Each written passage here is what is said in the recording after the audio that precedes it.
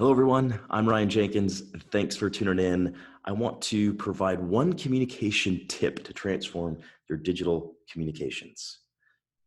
Did you know 90% of the time people think their emails and texts are understood by recipients, yet 50% of emails and texts are misunderstood?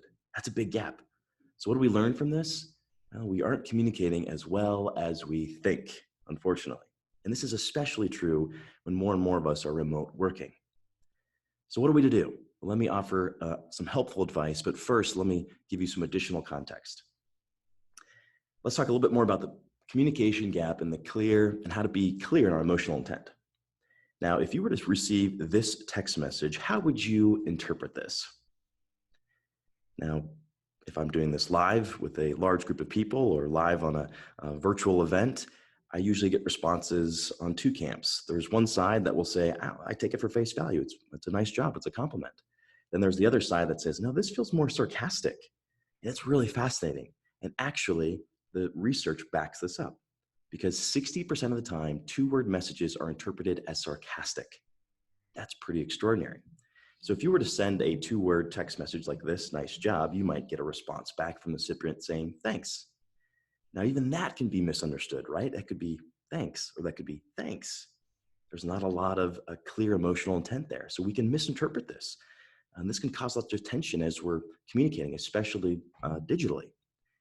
And so what's happening here is actually humans have a tendency to assume the worst when the intent of the communication isn't clear.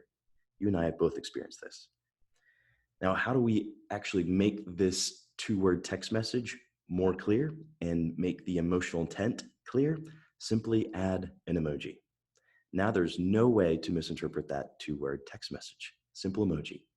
Now what's really fascinating about emojis is there's a huge generational gap as it relates to using emojis in our communications, because only 17% of the emerging generations actually consider emojis unprofessional. So there's a massive gap. So especially if you're communicating digitally and you're trying to connect with the emerging generations, you should really be considering using more emojis, not only to communicate clear emotional intent, but also to really connect with that generation. So if you were to send these two words and use an emoji, you might get back thanks with that emoji. Now, adding two emojis, there's zero misunderstanding of the emotional intent of these two messages. And what's also really fascinating about this, especially again, thinking through the lens of digital communications as more and more of us are remote working, is that the same part of the brain that processes human faces also processes emojis. So the same part of your brain that lights up when you're in person with someone and they say, thanks, wow, right, great job. The same part of your brain lights up when you see that facial expression. The same part of your brain lights up when you see the same emotions conveyed via emoji. Incredible.